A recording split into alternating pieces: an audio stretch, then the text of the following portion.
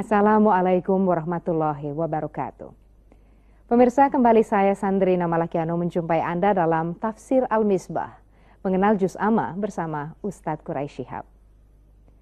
Pada sesi kali ini, kami akan menguraikan bagian kedua dari surat Al-Fatihah. Di bagian ini, Ustadz Quraisy akan menguraikan tentang kedatangan hari kiamat, di mana tidak ada satupun makhluk Tuhan di jagat raya ini yang mengetahui secara persis kapan hari yang disebut juga sebagai hari pembalasan itu akan datang. Sebagai penguasa tunggal, Allah lah yang tahu kapan hari kiamat itu datang. Dan pada saat itu, tidak satupun makhluk di muka bumi ini yang berani angkat bicara. Mengapa manusia tidak berani angkat bicara dan apa saja yang mereka lakukan? Untuk mencari jawabannya, mari kita simak bersama uraian Ustadz Quraisy Shihab.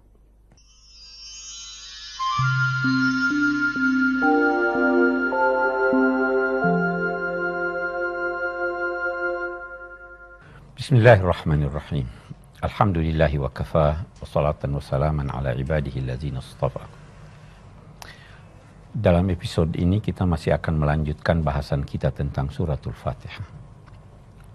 Kita sudah menjelaskan Bismillahirrahmanirrahim, Alhamdulillahi rabbil alamin, Ar-Rahmanirrahim, Maliki yaumiddin. Kini kita bahas Maliki yaumiddin. Malik bisa dibaca Malik, bisa dibaca Malik. Dua-duanya punya keistimewaan.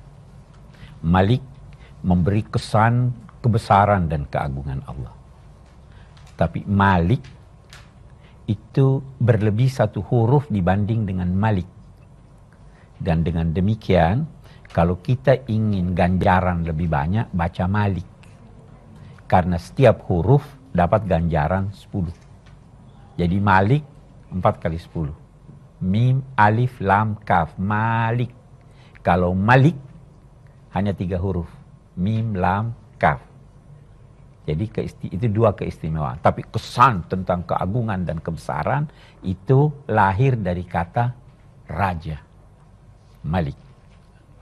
Apa yang dimaksud dengan Maliki Yaumiddin atau Maliki Yaumiddin? Malik pemilik, Yaumiddin secara umum orang artikan hari pembalasan, yaitu hari kiamat.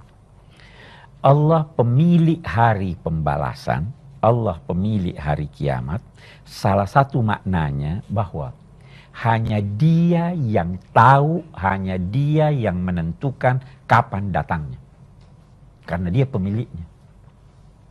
Sampai-sampai dinyatakannya akadu ukhfiha, hampir-hampir saja saya menyembunyikan kedatangan kiamat itu bagi diri saya.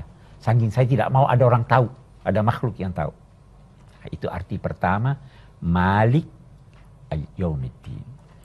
Bisa juga diartikan Maliki Yaumiddin atau Maliki Yaumiddin bahwa Dia penguasa tunggal yang sangat jelas kekuasaannya dan kerajaannya pada hari kemudian. Kita bertanya, Tuhan ini pemilik hari di dunia ini atau bukan? Pemilik juga. Dia juga raja dalam kehidupan dunia. Tetapi di sini banyak orang yang tidak menyadari kekuasaan Tuhan di sini. Sampai-sampai ada kan yang mengaku Tuhan. Ada yang lupa Tuhan. Nah, kalau hari kiamat itu kekuasaannya terlalu jelas. Sehingga ini digarisbawahi bahwa Dia adalah Malik atau Maliki Yaumiddin. Saking jelasnya, yauma yaqumur ruhu wal malaikatu saffan la yatakallamuna illa man adzina lahur rahman wa qala shawaba. Pada hari itu tampil berdiri ar-ruh, malaikat ar-ruh, yang mengartikan Jibril, dan semua malaikat-malaikat berdiri suatu saf. Mereka itu tidak berbicara kecuali yang diizinkan oleh Tuhan berbicara. Dan apa yang dibicarakannya harus yang benar. Nah, kalau di dunia ini ada orang yang bicara justru menentang Tuhan. Tidak jelas kekuasaan Tuhan di sini bagi orang-orang tertentu. Di sana Maliki Yaumiddin. Di sana la tasma'u illa hamsa. Di sini masih kita dengar ada orang berteriak. Di sana yang bicara pun berbisik-bisik. Karena takutnya kepada Tuhan, karena jelasnya kekuasaan Tuhan. Itu arti Malik atau Maliki Yaumiddin. Yaum itu hari. Buat kita hari 24 jam. Buat Tuhan hari, wa ma amruna illa wahidah kalamhin bil basar. Kami punya persoalan itu hanya sekali, seperti sekejap mata kamu, bahkan lebih cepat. Kita tidak tahu berapa lama itu, bukan ukuran kita untuk harinya Tuhan. Nah, pembalasan Tuhan itu ada di dunia, ada di akhirat. Pembalasan Tuhan yang di dunia bisa perorangan, bisa kolektif. Tapi kalau di akhirat, secara umum ulama berkata sendiri-sendiri. Wa kulluhum atihi yaumal qiyamati farda. Semua datang kepada Tuhan sendiri-sendiri. Ada ulama berkata, enggak, ada juga pertanggungjawaban kolektif. Bagaimana itu pertanggungjawaban kolektif? Dia ambil dari firman Allah, wa tara kulla ummatin jasiyah kullu ummatin yud'a ila kitabiha. Kamu melihat setiap kelompok, setiap umat itu bertekuk lutut. Setiap umat diundang, diajak, dipanggil untuk mempertanggungjawabkan kitabnya. Kita di dunia ini terkadang ada kewajiban kolektif. Katakanlah pemilihan presiden. Itu kewajiban kolektif.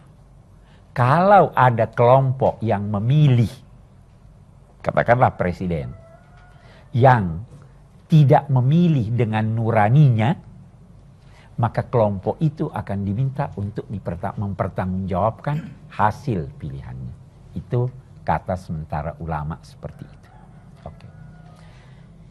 Ayat-ayat yang lalu, Bismillahirrahmanirrahim. Memuji Tuhan Rahmanir Rahim. Alhamdulillahirabbil alamin.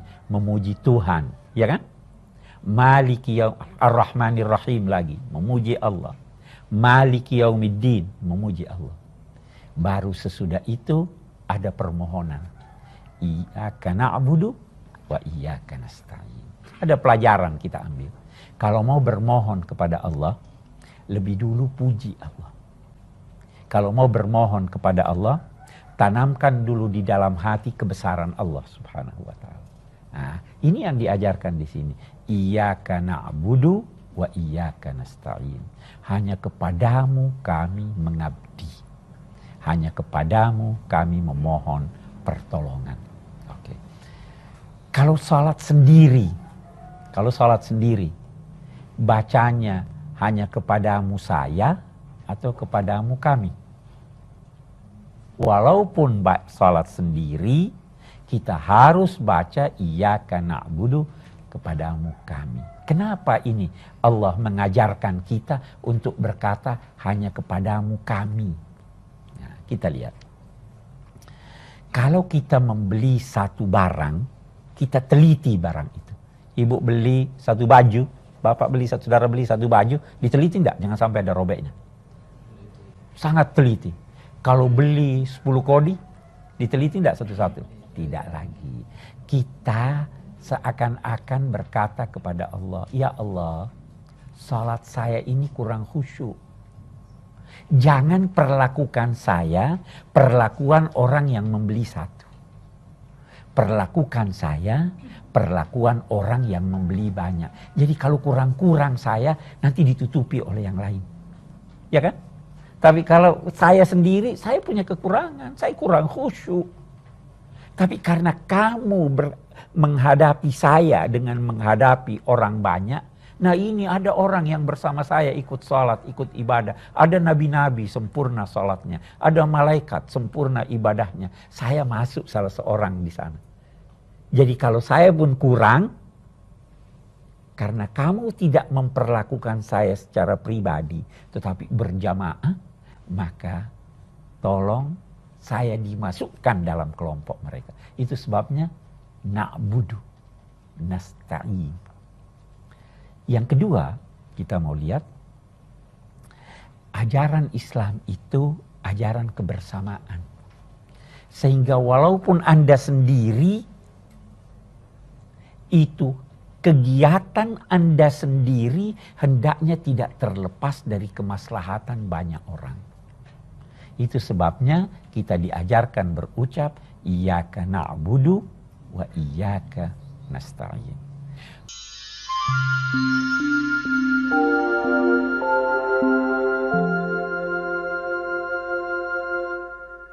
Baik, silahkan yang mau berkomentar atau bertanya.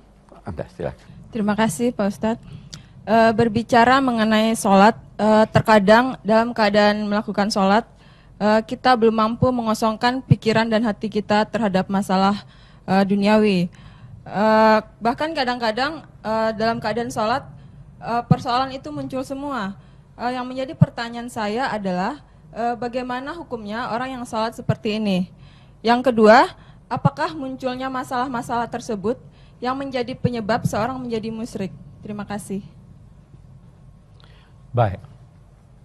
Kalau kita buka kitab-kitab fikih, kitab hukum Islam, menyangkut hal-hal yang membatalkan sholat atau syarat-syarat sholat, kita tidak menemukan kata khusyuk di sana. Ini berarti dari segi hukum sebenarnya tidaklah batal sholat kalau orang tidak khusyuk. Nah, di sisi lain, saya ingin katakan begini. Jangan menduga bahwa khusyuk itu harus hilang dari benak dan pikiran kita segala sesuatu selain kehadiran Allah Subhanahu wa ta'ala. Nabi pun pernah sholat ingat sesuatu yang lain. Cepat-cepat sholat, begitu assalamualaikum, assalamualaikum, berdiri, masuk ke kamar, kemudian keluar, beliau berkata, saya lupa baru ingat waktu sholat tadi ada orang yang titip uang sedekah. Pernah Nabi memperpanjang sujudnya. Begitu salam selesai, orang-orang bertanya, hari ini kok sujud panjang wahai Nabi? Dia bilang, iya, cucu saya lagi nunggang punggung saya. Pernah percepat sholatnya. Kenapa cepat sholat? Oh iya, saya dengar ada anak menangis. Kesian anaknya, kesian ibunya terganggu. Jadi jangan anggap orang baru khusyuk kalau hilang semua ini. Dalam konteks kewajiban sholat, ini kita bisa umpamakan undangan seorang menghadiri pameran lukisan. Ada orang diundang, begitu dia datang dia lempar undangannya, saya nggak mau hadir. Ah, ini salah. Ada lagi yang diundang, dia katakan saya nggak mengerti lukisan, tapi saya segan pada orang itu. Dia datang, dia masuk aja lihat nggak ada dia ngerti. Ada lagi orang yang diundang, dia katakan saya tidak tahu lukisan, tapi saya mau belajar. Saya mau belajar. Dia masuk. Ini lebih bagus dari yang kedua. Ada lagi yang diundang, dia mengerti lukisan. Dia masuk, coba lihat indahnya ini, coba lihat itu dan sebagainya. Ada lagi yang diundang, yang mengerti lukisan, masuk. Dia terpaku pada lukisan itu, terpukau oleh lukisan itu, sampai ditepuk bahunya dia tidak rasa. Ah, ini tingkat khusyuk yang paling tinggi. Kalau Anda sholat, menerima undangan Tuhan walaupun tidak sampai terpukau, yang penting Anda hormati undangan ini dan melaksanakan sholat sesuai dengan syarat dan rukun-rukunnya. Itu sudah sah sholat. Saya kira begitu ya. Oke. Baik, yang kedua, siapa yang kedua? Silahkan. Bismillahirrahmanirrahim. Tadi Pak Ustadz mengatakan bahwa Allah sendiri Allah sendiri menyembunyikan hari kiamat. Hampir-hampir, jangan menyembunyikan. Hampir-hampir menyembunyikan kiamat itu. Bahkan tak ada satu makhluk pun yang mengetahui kiamat itu. Tapi saya menemukan riwayat bahwa Rasulullah itu mengatakan bahwa kiamat itu hari Jumat datangnya. Dia mohon penjelasan Pak Ustadz. Riwayat itu sangat-sangat lemah. Tidak ada yang tahu. Nah, Jibril yang tanya pada Nabi kapan kiamat, apa jawaban beliau? Yang ditanya enggak lebih tahu dari yang bertanya. Jadi saya tidak tahu di mana saudara temukan riwayat itu. Tapi jelas riwayat itu sangat lemah, riwayat itu palsu. Oke? Ada yang ketiga? Terima kasih waktunya. Bismillahirrahmanirrahim. Dalam hal ini kami ingin menanyakan ayat yang kelima dari surat Al-Fatihah yang berbunyi A'udzubillahi minasyaitonirrajim. Iyyaka na'budu wa iyyaka nasta'in. Dalam ayat yang kelima ini terjadi pengulangan kata-kata iyyaka. Kenapa tidak langsung iyyaka na'budu wa nasta'in gitu. Nah, apa rahasia pengulangan iyyaka di sini, Pak? Terima kasih. Iyyaka yang didahulukan ini dari na'budu dan nasta'in itu mengandung makna pengkhususan. Iyyaka na'budu, hanya engkau, ya kan? Nah, kalau saya tidak pakaikan iyyaka nasta'in, bisa-bisa timbul kesan bahwa hanya Allah yang saya sembah, sedang yang saya minta pertolongan bisa Allah, bisa yang lain. Maka ditekankan di sini bahwa hanya Allah yang saya mintai pertolongan, sebelum itu dan hanya Allah yang saya sembah. Ya kan? Jadi pengulangan iyyaka untuk menekankan bahwa pertolongan pun saya hanya arahkan kepada Allah Subhanahu wa taala. Nah, itu sebabnya kita tidak boleh meminta pertolongan kepada selain Allah dan tidak boleh meminta pertolongan kepada siapa yang tidak diizinkan Allah kepada kita untuk meminta pertolongannya. Kita bisa minta pertolongan kepada dokter, tetapi karena Allah mengizinkan kita meminta pertolongan pada dokter. Kita kita mau minta mendapat rezeki, kita bisa tolong menolong untuk mendapat rezeki, tetapi jangan minta pertolongan kepada dukun, ya kan?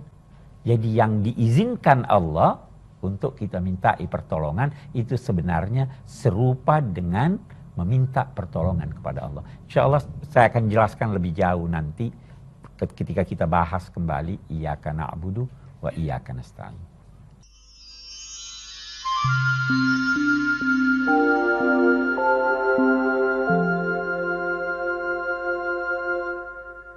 Makna khusyuk itu bukan berarti seseorang harus mengosongkan pikirannya dari masalah-masalah duniawi di saat orang itu sedang melaksanakan sholat.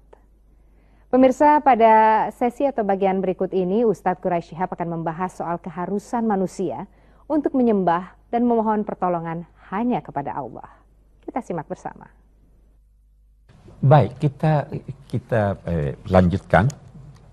Kita kembali pada iyyaka na'budu wa iyyaka nasta'in.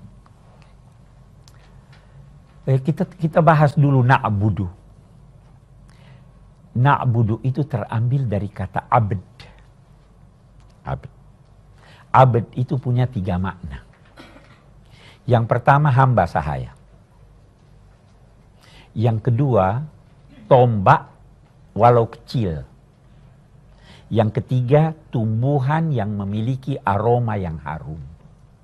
Nah, kalau saya berkata abd dalam arti hamba sahaya, seorang hamba sahaya atau katakanlah walaupun tidak sampai tingkatnya pada hamba sahaya, pembantu. Pembantu itu bertugas melaksanakan apa yang saya perintah padanya dan tidak melakukan apa yang saya larang. Ya kan? Itu berarti kalau Anda menjadi Abdullah, Anda harus melakukan apa yang diperintahkannya dan menjauhi apa yang dilarangnya. Seorang pembantu tidak boleh menetapkan suatu ketetapan di luar izin ibu rumah. Ya, ibu rumah berkata, tinggal kamu di rumah, saya mau keluar, tuh dia harus ikut tinggal. Nah, karena itu dia